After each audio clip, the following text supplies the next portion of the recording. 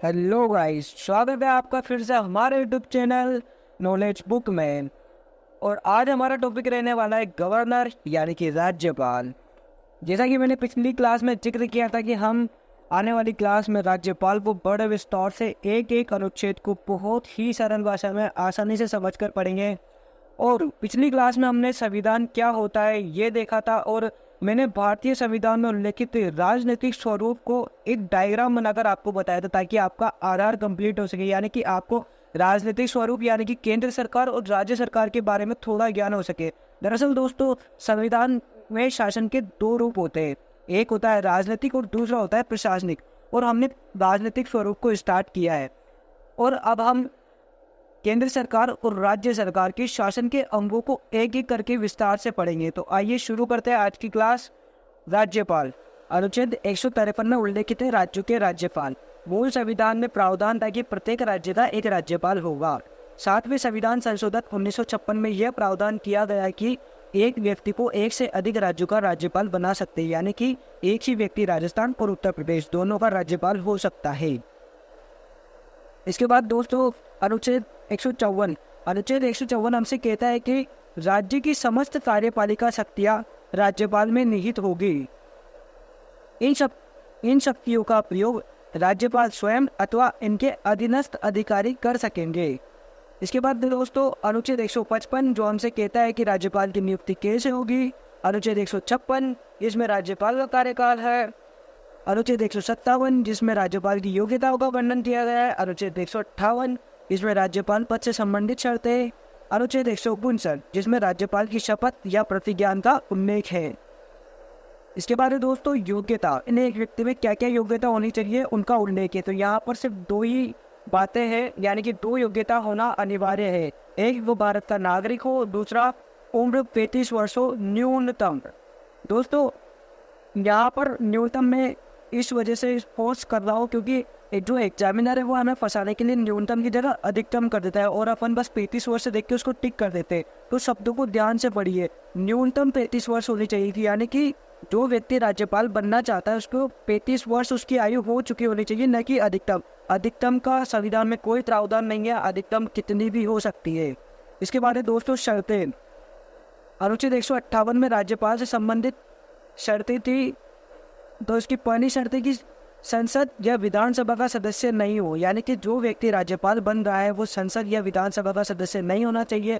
यदि वो संसद और विधानसभा का सदस्य तो उसे त्यागपत्र देना पड़ेगा, या अगर वो त्यागपत्र नहीं देता है तो जैसे ही वो राज्यपाल का पद ग्रहण करेगा तो उसका पद अपने आप ही समाप्त हो जाएगा। दूसरी शर्त है दोस्तों की कार्यकाल के दौरान राज्यपाल के वेतन भत्तों में अलाभकारी परिवर्तन नहीं होगा, यानी कि राज्यपाल की सैलरी कभी कटेगी नहीं, उसे अलाभ कभी नहीं होगा, उसे लाभ ही हो सकता है। उसके बाद तीसरी है दोस्तों, एक व्यक्ति एक से अधिक राज्यों का राज्यपाल बनेगा तो वेतन भत्तों का निर्धारण राष्ट्रपति करेगा, यानी कि जैसे कि एक व्यक्ति 2 राज्यों का राज्यपाल है, राजस्थान का और यूपी का, किंतु उसे वेतन किस हिसाब से देना है ये राष्ट्रपति तय करेगा। और चौथी शर्त है दोस्तों कि किसी भी लाभ के पद पर न हो, यानी कि जो व्यक्ति राज्यपाल बन रहा है वो सरकारी नौकरी के पद पर न हो। अगर वो सरकारी नौकरी के पद पर है तो उसे त्यागपत्र देना होगा। आगे देखिए दोस्तों राज्यपाल की नियुक्ति, अनुच्छेद 155 राष्ट्रपति द्वारा केंद्रीय मंत्री परिषद की परामर्श से की जाती है। इस संबंध में राष्ट्रपति वारंट या अधिपत्र जारी करते हैं जो राज्य के मुख्य सचिव पढ़कर सुनाता है। इसके बाद दोस्तों राज्यपाल की नियुक्ति के संबंध में 2 परंपराएं प्रचलित है। पहली, जिस राज्य में राज्यपाल की नियुक्ति हो वह उस राज्य का मूल निवासी न हो, यानी कि जो व्यक्ति किसी राज्य का राज्यपाल बनना चाहता है वह उस राज्य का निवासी नहीं हो सकता। जैसे कि राजस्थान का कोई व्यक्ति है वो राजस्थान का राज्यपाल नहीं बन सकता, वो किसी और राज्य का राज्यपाल बन सकता है। और दूसरी है दोस्तों, संबंधित राज्य के मुख्यमंत्री से परामर्श ली जाए। इसके बाद दोस्तों मैंने बताया एक डायग्राम कि केंद्र और राज्य इनमें संवैधानिक प्रमुख कौन होता है। तो केंद्र में राष्ट्रपति संवैधानिक प्रमुख होता है और राज्य में राज्यपाल संवैधानिक प्रमुख होता है। इसके बाद राजनीतिक प्रमुख कौन होता है, तो केंद्र में होता है प्रधानमंत्री और राज्य में होता है मुख्यमंत्री। प्रशासनिक प्रमुख कौन होता है, तो केंद्र में तो होता है कैबिनेट सचिव और राज्य में होता है मुख्य सचिव। इसके बाद विधिक प्रमुख कौन है, तो केंद्र में होता है महान्यायवादी और राज्य में होता है महाधिवक्ता। और विधिक संस्था कौन सी है, तो केंद्र में तो होती है संसद और राज्य में होती है विधानमंडल। संसद के 2 अंग होते हैं, राज्यसभा, लोकसभा। विधानमंडल के भी 2 अंग होते हैं, विधानसभा और विधान परिषद। इसके बाद देखिए दोस्तों, अनुच्छेद 159 राज्यपाल की शपथ, यानी कि राज्यपाल को शपथ कौन दिलाएगा, इसके बारे में उल्लेखित है। शपथ का उल्लेख 3री अनुसूची में नहीं है। राज्यपाल को शपथ उच्च न्यायालय के मुख्य न्यायाधीश द्वारा संविधान व विधि की रक्षा व जनता के कल्याण हेतु दिलाई जाती है, यानी कि परिरक्षण, संरक्षण और प्रतिरक्षण की शपथ राज्यपाल को दिलाई जाती है। आगे दोस्तों, राज्यपाल का कार्यकाल, अनुच्छेद 156। राज्यपाल का कार्यकाल होता है पद ग्रहण से 5 वर्ष तक। राज्यपाल त्यागपत्र राष्ट्रपति को देगा। राष्ट्रपति के प्रसाद पर्यंत तक अपने पद पर बने रहेंगे, यानी कि जो राज्यपाल है वो राष्ट्रपति की इच्छा तक ही अपने पद पर बने रहेंगे। इसके बाद दोस्तों, राज्यपाल के कार्यकाल के संबंध में कुछ आयोग आए थे, उन आयोगों को देखते सरकारिया आयोग 1983 में आया था। इसमें उल्लेख था कि राज्यपाल को यदि राजनीतिक कारणों से या अन्य किसी कारणों से कार्यकाल से पूर्व हटाया जाता है तो उन्हें अपना पक्ष रहने की स्वतंत्रता मिलनी चाहिए। इसके बाद दोस्तों, मदन मोहन पुंची आयोग 2007, यानी कि यह आयोग 2007 में आया था और इसने कहा था कि राज्यपाल की नियुक्ति हेतु कोलेजियम का गठन किया जाए और इन्हें हटाने हेतु राष्ट्रपति के समान ही महाभियोग की प्रक्रिया लाई जाए। इसके बाद दोस्तों, वीपी सिंघल बनाम भारत संघ 2010, यदि राज्यपाल को राजनीतिक कारणों से पद से पहले हटाया जाता है तो वो न्यायालय में चुनौती दे सकता है। यानी कि वीपी सिंघल बनाम भारत संघ ने यह कहा कि यदि राज्यपाल को राजनीतिक कारणों से हटाया जाए तो राज्यपाल अपने पद पर बने रहने हेतु न्यायालय को चुनौती दे सकते हैं। इसके बाद है दोस्तों, राज्यपाल की कार्यपालिका शक्तियां। यहाँ पे कार्यपालिका है दोस्तों, सॉरी, अनुच्छेद 154। अनुच्छेद 154 हमसे कहता है कि राज्यपाल की समस्त कार्यपालिका शक्तियां राज्यपाल में निहित होगी। इसके बाद है अनुच्छेद 166।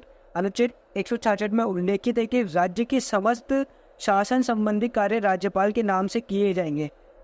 इसके बाद है अनुच्छेद 164। अनुच्छेद 164 में उल्लेखित है कि विधानसभा में बहुमत प्राप्त दल के नेता को राज्यपाल द्वारा मुख्यमंत्री के रूप में नियुक्त किया जाएगा एवं मुख्यमंत्री की परामर्श से राज्यपाल अन्य मंत्रियों की नियुक्ति करेगा। इसके बाद है दोस्तों, अनुच्छेद 167।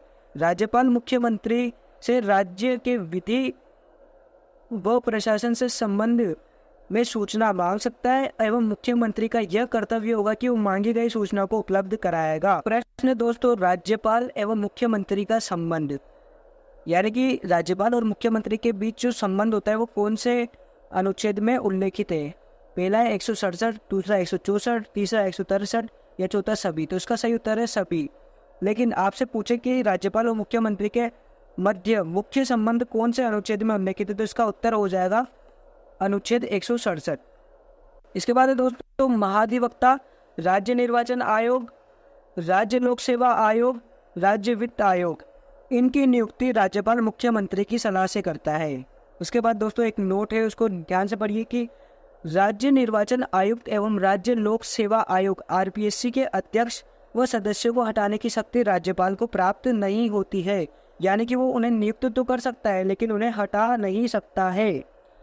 आगे देखिए, राज्य के समस्त विश्वविद्यालयों के कुलपति की नियुक्ति राज्यपाल करते हैं एवं स्वयं इन विश्वविद्यालयों के कुलाधिपति होते हैं, केवल विधि व केंद्रीय विश्वविद्यालय को छोड़कर। राज्यपाल की अगली कार्यपालिका शक्ति है दोस्तों की अनुच्छेद 356 के अनुसार यदि किसी राज्य का संवैधानिक तंत्र विफल हो जाए तो इसकी सूचना केंद्र सरकार को देना है एवं राष्ट्रपति शासन की सिफारिश करना है।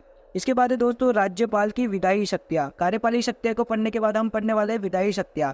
अनुच्छेद 168। अनुच्छेद 168 हमसे कहता है कि राज्यपाल विधानमंडल का एक अंग होगा।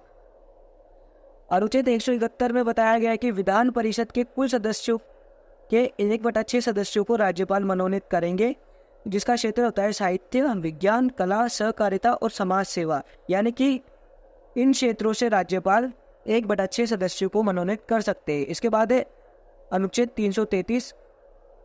राज्यपाल विधानसभा में एक आंगन भारतीय को मनोनीत कर सकते हैं, यानी कि जो आंगन भारतीय होते हैं उसे एक आंगन भारतीय को मनोनीत कर सकता है। नोट 104वें संविधान संशोधन 2020 में इसे निष्प्रभाव कर दिया गया है। इसका तात्पर्य है दोस्तों कि राज्यपाल जो आंगन भारतीय सदस्य को मनोनीत कर सकता था, अब वह आंगन भारतीय सदस्य को मनोनीत नहीं कर सकते, क्योंकि 104वें संविधान संशोधन 2020 द्वारा इसे निष्प्रभावित कर दिया गया है। इसके बाद है दोस्तों अनुच्छेद 174, राज्यपाल विधानसभा के सत्र को आहूत यानी कि बुलाना व सत्रावसान यानी कि समाप्त कर सकता है, विधानसभा को भंग एवं विघटित कर सकता है। अनुच्छेद 175 में बताया गया है कि राज्यपाल विधानमंडल में संदेश भेज सकता है, संबोधित कर सकता है एवं अभिभाषण दे सकता है। इसके बाद है दोस्तों नोट, अभिभाषण मुख्य सचिव तैयार करता है, यानी कि राज्यपाल जो अभिभाषण देगा उसे मुख्य सचिव तैयार करता है। इसके बाद है अनुच्छेद 176, अनुच्छेद 176 में बताया गया है कि राज्यपाल वर्ष की प्रथम बैठक व विधानसभा गठन की प्रथम बैठक में विशेष अभिभाषण देंगे। अनुच्छेद 188, विधानमंडल के सदस्यों को शपथ राज्यपाल या उनके प्रतिनिधि दिलाएंगे, व्यवहार में प्रोटेम स्पीकर शपथ दिलाते हैं। इसके बाद दोस्तों अनुच्छेद 200, राज्य विधानमंडल द्वारा पारित विधेयक के संबंध में राज्यपाल को प्राप्त शक्ति। राज्यपाल विधेयक को स्वीकृत कर सकता है, पुनः विचार के हेतु भेज सकता है सिर्फ एक बार, या राष्ट्रपति हेतु सुरक्षित रख सकता है। और राज्यपाल कब कब ये चीजें करेगा, इनके लिए 4 बातें हैं। पहला, निजी संपत्ति के अनिवार्य अधिग्रहण से संबंधित। दूसरा, उच्च न्यायालय की शक्तियों से संबंधित। तीसरी, राष्ट्रीय या व्यापक हितों से संबंधित। चौथी है नीति निर्देशक तत्वों से संबंधित। एक नोट है दोस्तों, अनुच्छेद 201 में राज्य विधानमंडल द्वारा पारित विधेयक के संबंध में राष्ट्रपति को प्राप्त शक्ति का उल्लेख है, राष्ट्रपति स्वीकृति प्रदान करने हेतु बाध्यकारी नहीं होगा। इसके बाद है दोस्तों अनुच्छेद 213, अध्यादेश, जो हमने पिछली क्लास में भी देखा था। जब विधानमंडल का सत्र नहीं चल रहा, अर्थात विश्रांति काल हो और राज्य में कोई कानून की आवश्यकता पड़ जाए, तो राज्यपाल अध्यादेश जारी कर सकता है। अध्यादेश की अधिकतम अवधि 6 माह व 6 सप्ताह है। सुने होने के पश्चात अध्यादेश की अवधि 6 सप्ताह है। इसके बाद है दोस्तों राज्यपाल की न्यायिक शक्तियाँ। राज्यपाल को क्या क्या न्यायिक शक्तियाँ प्राप्त है, इसके बारे में पहली है, उच्च न्यायालय के न्यायाधीशों की नियुक्ति राष्ट्रपति करते हैं, किंतु संबंधित राज्य के राज्यपाल से परामर्श ली जाती है। दूसरी है दोस्तों, उच्च न्यायालय के न्यायाधीशों को शपथ राज्यपाल दिलाते हैं। और तीसरी है अनुच्छेद 233, जिसमें उल्लेखित है जिला न्याय के न्यायाधीशों की नियुक्ति राज्यपाल करते हैं, लेकिन उच्च न्यायालय के मुख्य न्यायाधीश की सिफारिश पर। इसके बाद है दोस्तों अनुच्छेद 161, श्रमदान की शक्ति, यानी कि पहला क्षमा, दूसरा लघुकरण, तीसरा परिहार, चौथा विश्राम और पांचवा प्रविलंब।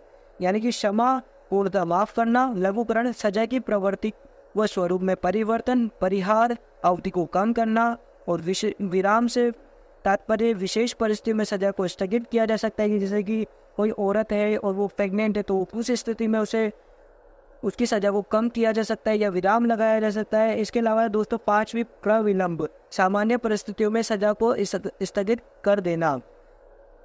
राज्यपाल मृत्युदंड को स्थगित कर सकते हैं, माफ नहीं कर सकते, यानी कि जो राज्यपाल होता है वो मृत्युदंड को माफ नहीं कर सकते, स्थगित कर सकते हैं, आगे बढ़ा सकते हैं। सैन्य एवं न्यायालय से संबंधित राज्यपाल को समाधान की शक्ति प्राप्त नहीं होती है। इसके बाद है दोस्तों राज्यपाल की वित्तीय शक्तियाँ। राज्य बजट, जो कि अनुच्छेद 202 में है, राज्यपाल पेश करता है। धन विधेयक एवं अनुदान मांगे राज्यपाल की पूर्व अनुमति से ही विधानसभा में पेश की जाएगी। उसके बाद है दोस्तों राज्य की आकस्मिक निधि पर राज्यपाल का नियंत्रण होता है, जिसका उल्लेख अनुच्छेद 267 में है।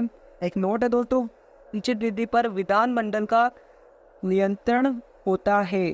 अनुच्छेद 243 आई या वाई के तहत राज्यपाल प्रति 5 वर्ष पश्चात राज्य वित्त आयोग का गठन करेंगे। राज्य में अब तक 6 वित्त आयोगों का गठन हो चुका है। इसके पहले अध्यक्ष है कोके गोयल, दूसरा है हीरालाल देवपुरा, तीसरा है माणिकचंद सुराणा, चौथे ईडी गन्ना, पांचवा है डॉक्टर ज्योतिराव किरण और छठा है प्रद्युमन सिंह। हमारे दोस्तों राजस्थान रेड क्रॉस सोसाइटी, पश्चिमी सांस्कृतिक केंद्र, पूर्व सैनिक कल्याण बोर्ड, स्काउट और गाइड के संरक्षक।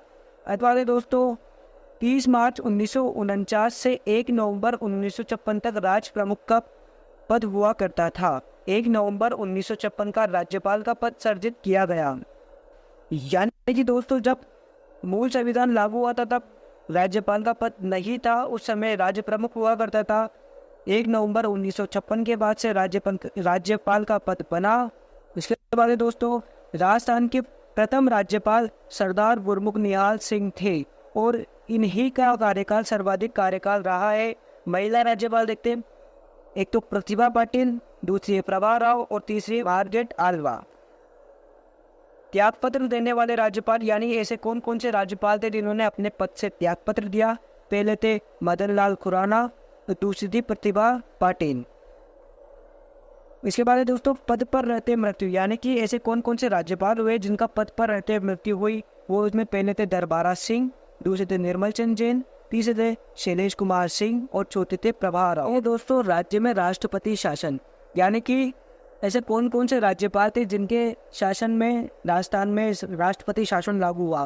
पहले संपूर्णानंद 1967 में, दूसरा है वेदप्याल त्यागी 1977 में, तीसरे रघुकुल तिलक 1980 में और चौथे हैं एम चिन्नार रेड्डी 1992 में। वर्तमान राज्यपाल कलराज मिश्र है दोस्तों।